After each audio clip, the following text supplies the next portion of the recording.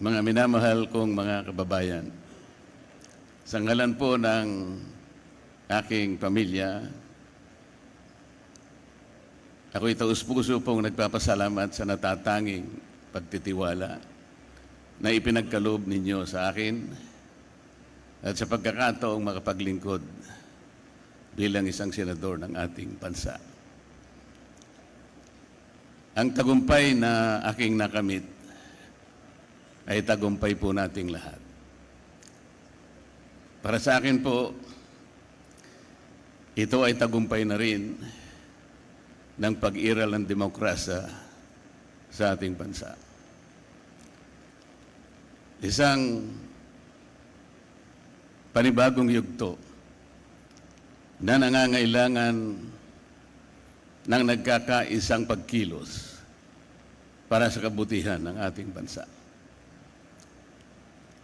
Ang pagtitiwalang ito ay hindi lamang katuparan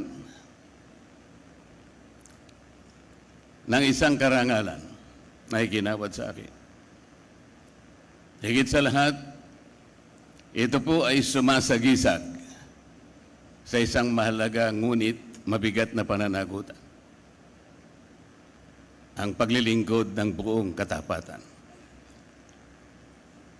Pagsisikapan ko po ito ay aking balikatin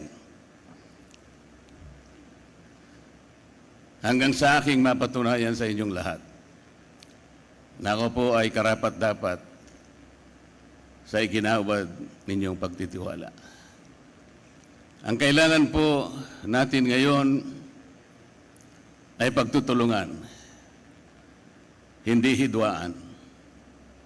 Ang kailangan po natin ay hindi paligsahan ng akusasyon, kung hindi paghanap at pagtuklas ng mabisang pamamaraan tungo sa kaunlaran. Ang 6 na taon na ibinigay po ninyo sa akin ay hindi tungkol sa paggamit ng kapangyarihan, kundi sa pangingibabaw ng tapat na paglilingkod na inaasahan at inaasam ng ating mga kababayan. Hindi po ito tungkol sa pansariling kapakinabangan, kung hindi ito ay sa kapakanan at interes ng bawat isang Pilipino. Maraming salamat, Chairman George, at sa buong kawani at mga opisyalis ng Komisyon ng Halalan. Maraming salamat po sa sakripisyo ng aking pamilya. Magandang hapon po sa ating lahat.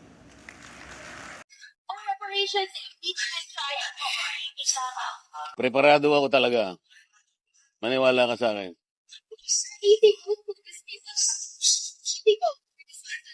Hindi, pagdebatihan muna natin kung talagang kinakailangan matuloy o hindi. Sir, paano po niyo mag-decision or magkalakay po doon? Nakita ko kasi kung paano nila inilatag. Mali ang batayan, mali ang proseso. Kasama ako, di ba? So mula doon, alam ko na kung anong gagawin.